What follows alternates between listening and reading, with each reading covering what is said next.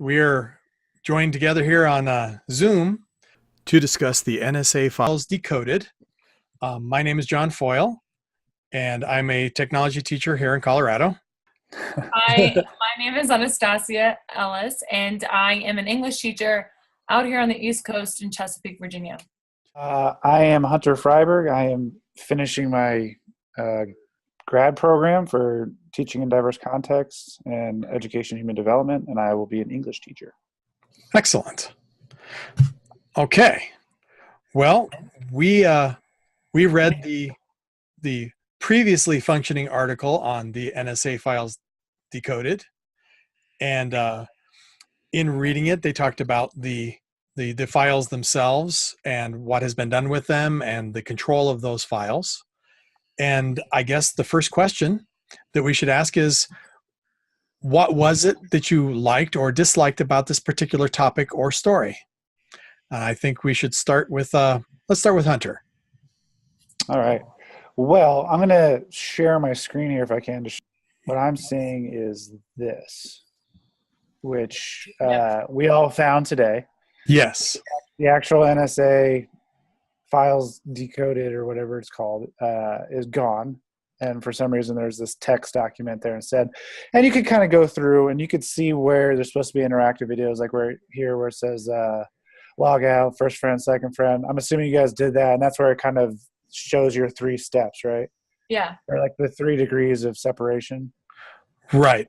Which is pretty interesting. So I don't know what you guys did for your conversation last time. I did the Do Not Track, which is also an interactive sort of documentary, and it deals with a lot of the same stuff. You kind of put in info, and it gives you info about yourself. Yes. And it talks about how you're being watched through the internet and all that stuff. So right. This is a cool follow-up to that. But this is like kind of took the lens of, I don't know, like the government, like Big Brother is almost watching us is kind of what it felt like. I felt like I was in 1984. Well, that's pretty cool. 1984. Yeah. I can see that. And I also did Do Not Track for my previous discussion. And I find it interesting that after doing Do Not Track and then doing this site the last couple of days and actually going through all the interactive videos and activities, that today suddenly it's not available. But I don't really think they're watching me. But I guess we all are our most important person in the world. My screen, actually, I can show you this that you should be able to see. This is the same exact site that we were just looking at. I just am using Firefox and put it into reader mode. So you can see right here, there was an interactive video right there where when you scrolled by, this person spoke. I believe this was a woman. And then, Nadia Popovich was the first one, the lady. And then Chris Saghoyan is another one. And you go down a little bit, and there's a whole long line of individuals that kind of spread across the middle, where Snowden was right in the middle. And it talked about his ideas. And actually, I noticed that with the gentleman, Stuart Baker, he was talking about how, let me get out of full screen there. He was talking about how it was a responsibility of the committees and the Congress and the various people to be very judicious about what they shared and how they shared it. And they all became very upset with Snowden for sharing things and being very careful about what he shared and how he shared it, which I thought was interesting. Now, I know he did it wrong because it wasn't really his stuff to share, but it's funny that they wanted to do what he did. And when he did it, they got upset. I mean, he's now a federal fugitive. Right. And I really like that take because, like you said, 1984, Big Brother's watching you. But if you step on Big Brother's toes, now Big Brother's stepping on you. And I'm a little bit of a conspiracy kind of person where I look for those kinds of things. But I really don't think anybody's out to get me. So I like that. I thought that was very interesting. And I was fortunate enough to see the interactive part of it earlier. And the very first thing when I saw it was the eagle and almost a symbol of the United States with a key in it. And then you saw the red and the white and the blue. It just seemed very patriotic. And the very first thing it said is what the revelation means for you. And the first thing that just popped in my mind was Kennedy, like, ask not what your country can do for you, ask what you can do for your country. And I just thought it was a very clever play on it. Like, it seemed something as, like, it was really marketing to that patriotic aspect of it all. So I went down in the video, because it automatically starts the video as you scroll down, and it talks about all these different people and all the people who are part of the NSA. And it caught me off guard that I went to refresh it, and it played a whole nother 6 people. So it was just constant new people after face after face after face. But I really did like all of the information that they presented. My dialogue last time was on Search for Syria, and it too was very interactive. You got to do panoramic views. You got to click on extra stories, but this one seemed even more interactive when it did work. And you could see so many different levels and so many different faces of this that it really engaged you as a reader. So I really did like it. Yeah. And it's kind of like going back to what you just said about the patriotic thing, like what he did, you could, everyone will probably have their own view of it, but it was a sort of patriotic thing. He like exposed that exactly what our government was doing, which we're supposed to have access to as U.S. citizens already. And he's being, prosecuted now. Isn't that part of the Patriot Act where they started looking at it? People's, that's actually one of the things they talked about was the breadth of the surveillance now is sort of like this dragnet. They just have this big open surveillance that's going on. It's just sort of watching everybody all the time, but not really watching very closely.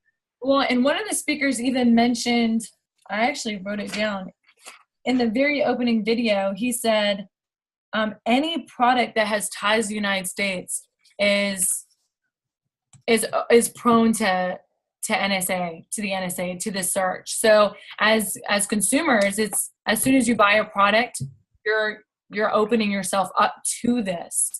So he was very adamant that this isn't just a little group of people. This is everybody and anybody. Yeah. So when they're talking about buying a product, do you think they mean really like going on Amazon and buying a pack of pencils? Or do you think they're talking about like buying Comcast internet service? Yeah, he said any product, but I think the video right before that, or the speaker right before that, was talking about technology. So I assumed it kind of, the way they had casted it in the video, it seemed as if it was the same thing. So. And you kind of get it. I mean, when you start doing that, you kind of start thinking like, oh, if I buy a product off Amazon, it's from China or from somewhere in Asia or from Europe, is like, how far does that web reach? Like, are they tracking where this is coming from into our country? Especially, right, they talk about this kind of started after 9/11 and this vigilance to avoid another 9/11 scenario. So, I mean, and they, Angela Merkel talks about how she was offended that she was being watched and all these things in here too, which is kind of interesting. So that really cast a wide net. It's just I thought it was pretty cool. It creates a bit of I guess maybe a dichotomy, because why are you watching somebody like I'm going to use myself as an example. I mean, the worst thing I ever did was I think I ran a red light about 10 years ago. And I don't think I've really done anything bad, but because I don't do anything bad, I don't care. Watch me. What, you're going to be bored out of your gourd. Well, they make a point that says you don't need to be talking to a terrorist suspect to have your communication data analyzed by the NSA. Yeah.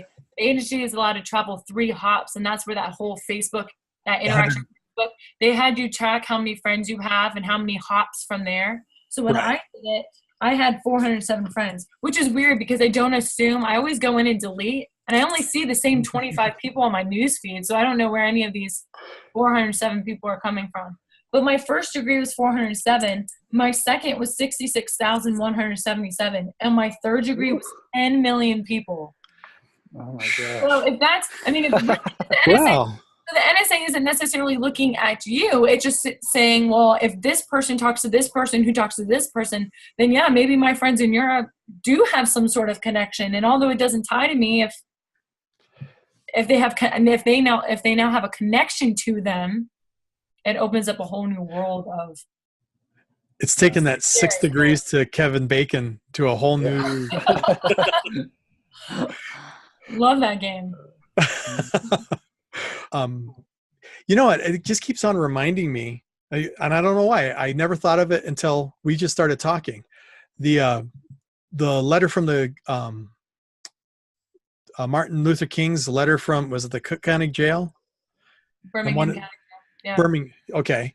One of his quotes from there, one of my most favorite things is, we have a moral obligation to obey just laws, but we have a moral obligation to not follow unjust laws. And is this a just law? Is this Patriot Act and them surveilling us, legal search and seizure, illegal search and seizure? Do they have a warrant? Do they not have a warrant? Is this Patriot Act just a warrant? Well, this is where it comes into that philosophical debate of utilitarianism or social contract, when people give up just a little bit of their information in order for protection from the government. But to your point, how far does that go? Utilitarianism, the greatest good, for the greatest amount of people. Well, if we have billions of people in the world or in the United States, which one does this really fall under? Well, if you're a speck in the soup, do you really count compared to the soup? I think it kind of falls into as well. They start talking about, I think the number is, from that I read. Sorry, I'm trying to find it real fast. I think it's 54 plots they said they've foiled, or they stopped and they dug into that, and it really came out to be more like 4. So, is it worth it? All this data they're doing, all the mining and all the potential that someone's watching over your shoulder, or people cover up their little cameras now, right? So, I don't want to open up a can of worms, but 54 plots of terror, but how many gun? Yeah, well, yeah, exactly. How much gun violence have we had in the last year? Yeah, and how much of that was actual tips? And how many of those were actually tipped off beforehand and nothing was done? Mm-hmm. So it's what are you using this data for? Is this, you're just looking for massive attacks? Are 16 lives or 100 and whatever that happened in Las Vegas not enough? Are those not big enough numbers? Yeah, just they make a point that it's not just the United States. They did make a case that the United Kingdom does this just as much as the United States does. Yeah. So now we're not just looking at the United States. We're looking on a world scale. We have multiple countries who are doing this. Yeah. I mean, and with the expansion of the internet and the, I don't want to say foot traffic's not the right word, but the digital foot traffic to all these sites and all these other things, it seems like this is only going to keep growing. There's no way it stops at this point. Yeah, well, and that actually takes me to one of the next questions. I'm skipping over one here, but one of my biggest takeaways from this, actually from one of the other articles that you could link to through this, and there was Jim, his name is Sensenbrenner, who he was one of the primary authors of the Patriot Act. And now he's one of the leading critics of the NSA and its overreach, and how they're going so far beyond what they're supposed to be doing. So some of the guys who actually got this in motion and got it started are now criticizing what it's doing. And that kind of says something about, is it growing too big? Is it growing too fast? It makes me worry. So, yeah. I wonder how often in history that's become an issue of passing an act that's ended up hurting, much more than it helps. Well, does it hurt initially and then help in the long run? Or is it just going to be hurtful? Or, well, that's one of those things historians will point to, be like, well, we'll see. We'll see what happens in the future. But as of right now, it just kind of seems like, you're being monitored all the time, potentially.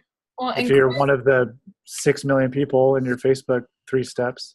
Yeah, and Chris, the one person part of this NSA Files Decoded, Chris Sogun, the first person that you showed on your screen.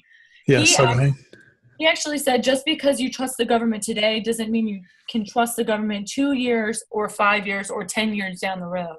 So my biggest takeaway to all of this was, and you guys have already commented on it, the internet's here. We know that it's always going to be here, and it's here to stay. 10 years down the line, how big is this going to get? And will we have a trustworthy government either here or throughout the world that we can really make sure that our information is safe? I mean, that was one of my biggest takeaways, was him saying that. Well, standing on the shoulders of your statement, can we trust them now? And can we trust what they're doing with the information they're gathering from us? Obviously not from this website. But if you also look at it, so let's look at it in the lens of do not track, where all these websites you visit are selling your data. Is it any worse than that? Because they're not tracking you to see if you're a terrible person, but they're tracking you to sell you, basically, is that any worse? Well, in a way, there was an article about Yahoo in one of the interactive documents that they showed. It was from the Yahoo CEO who says she gives the information to the government. So, yeah, and I mean, that's still a website who's tracking your information. That's still sending it, instead of selling it, to your point, they're giving it to the government. Yeah, which is worse. Really, they're almost synonymous to me. Yeah. I mean, if you're a law-abiding citizen with nothing to hide, your internet data is going to someone, and it's not really up to you at this point.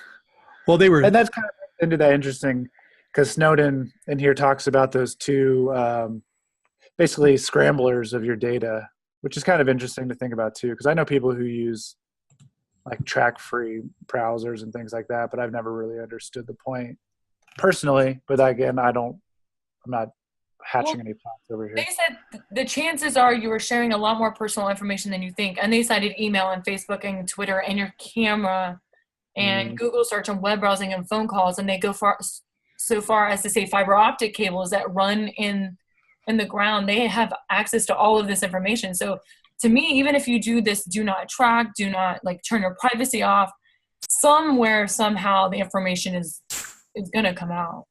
Yeah. Well, the first article the first document that was released by Snowden revealed the fact that Verizon Wireless was just giving the information of all their cellular carriers, was just handing it over, saying this is all their call information, this is all the people, this is all the stuff, and it was just part of what they did.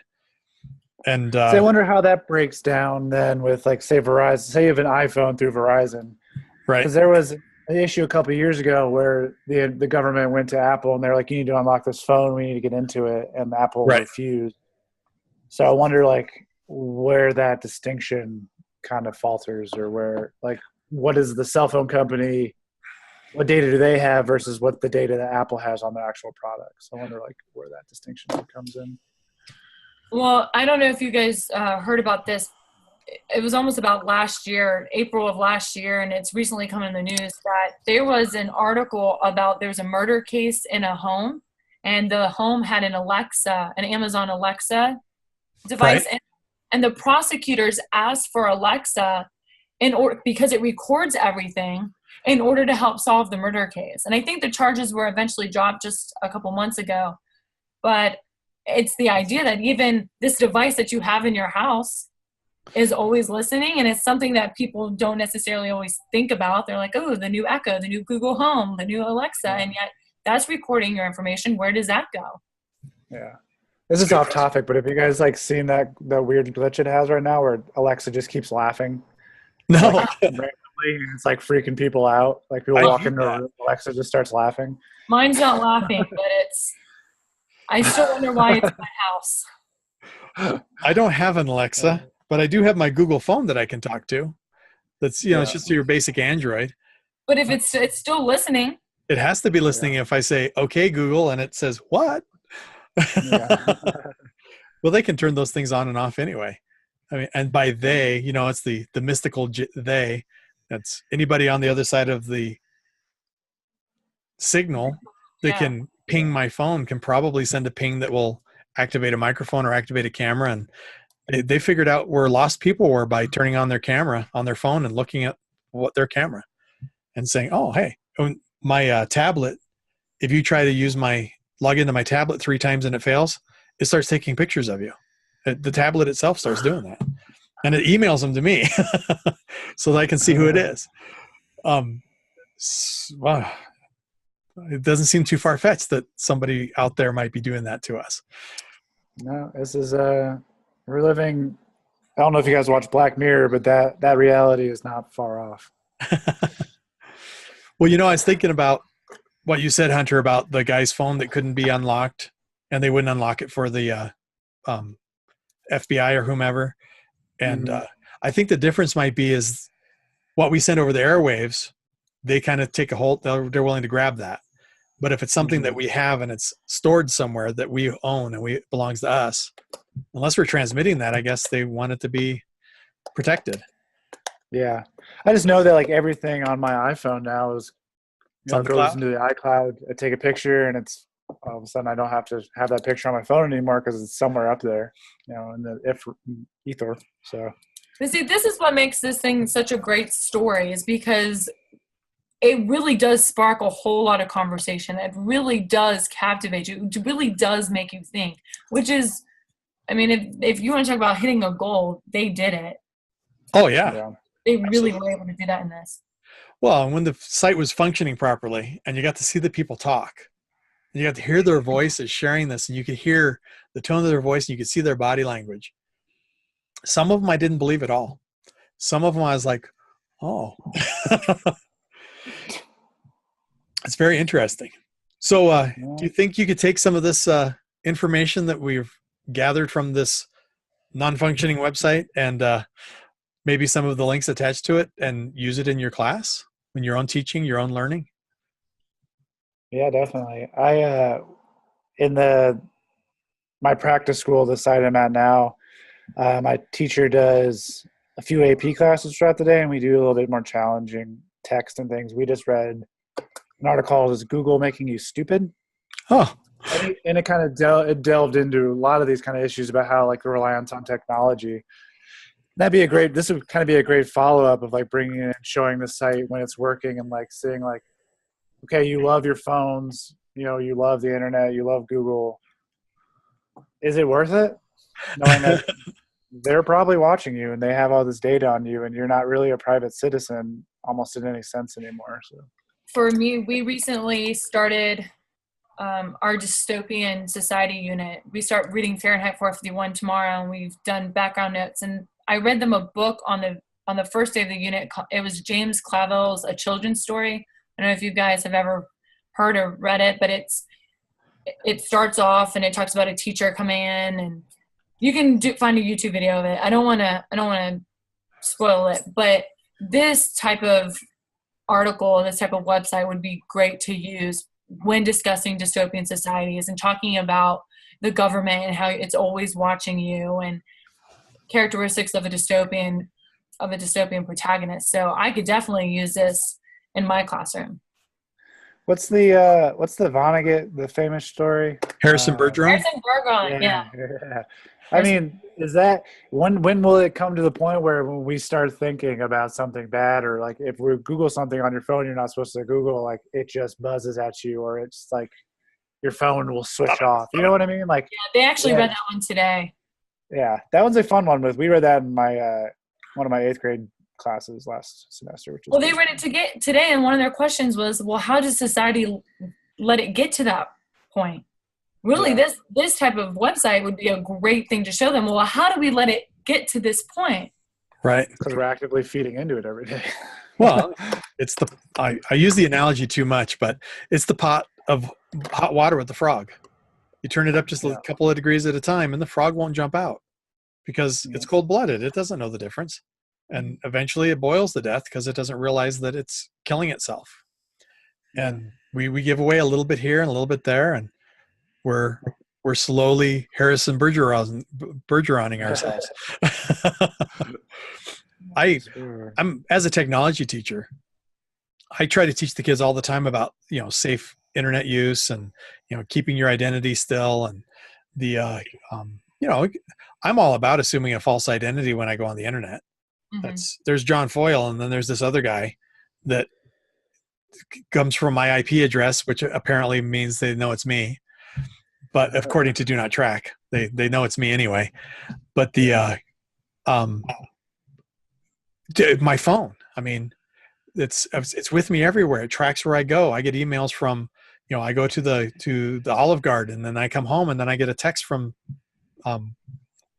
one of the sites wanting me to rate the Olive Garden for my dinner. It's like, how did you know I was there? I didn't even use my phone. Well, it's because I was there. And what happens when somebody steals my phone, goes and commits a crime, brings the phone back, puts it back in my possession, and then I'm indicted because my phone was there. They've used that in the past as evidence to support a claim that somebody's guilty of a crime. When do they start taking it to that level? And how do you teach a kid that once you take a picture on your cell phone, it's in the net, it's in the world. You decided it was okay to take a picture of yourself partially dressed to send to your boyfriend or your girlfriend. Now the whole world has access to it. And I don't know if you guys have, sorry to interrupt you. It's okay. Have you ever read anything by John Ronson? He's a Welsh. He's written a few books. He's written like The Psychopath Test and let's see what else. Lost at Sea. He's written a bunch of these interesting books. He's a really interesting kind of offbeat news writer. But he has this podcast that just came out, and I don't know if it's appropriate to talk about here. It's about the adult film industry, and just basically it's called The Butterfly Effect, and how these different things have kind of changed society, like this free adult industry has changed the way like the kids view sexuality and all these things, and that's all technological based too. And it talks about, like you were just saying, like taking a photo of yourself because you don't think that's a big deal. You said that if that photo gets to the wrong person, it went into a couple stories about kids who are now sex offenders and they're 11, 12 years old. Right. It's crazy. That's the reality we live in. Yes. And you take the picture, even if it's a picture of yourself, and then you send it to a child. So if an 11-year-old sends it to another 11-year-old, they're perpetuating that with the child. Yeah. Yeah. And that's big deal. Yeah. You just got to teach them to be so careful. And it's, so many things that I would never even imagine doing, that I know people who have done this simple little thing like that. And it's like, oh, no big deal. You're on vacation in New Orleans and it's Mardi Gras and big deal. Well, now it is because the world sees it. And the government sees it.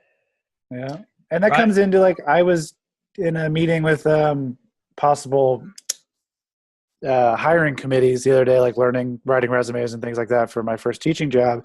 And they were straight up like, they're going to look at your Facebook. They're going to look at your Instagram. Like that stuff matters. And if you're selling yourself as this kind of person, you might not get a job because of it. And I was like, geez. So it really makes you think about the way you present yourself online for everyone. Well, and if that's just teachers and employers and maybe parents looking at you, think of what the government does have on you. Yeah, exactly. Right. If Joe Schmo can look up something about me that easily, what do the guys who have all the resources do? Yeah. One of my colleagues, he always used to say, just because we can, does that mean we should? And he was always making reference to things like, just because we can let the kids use cell phones in the classroom, should we? I look at the stuff with the security and the safety and the privacy, and just because they can, does that mean they should? Just because they can see everything we're sending, does that mean they should be looking? And these kinds of things like do not track and this thing with the NSA documents, it really makes me wonder if maybe we're willingly just opening ourselves up just a little bit too much. And we maybe need to be thinking about what's really best.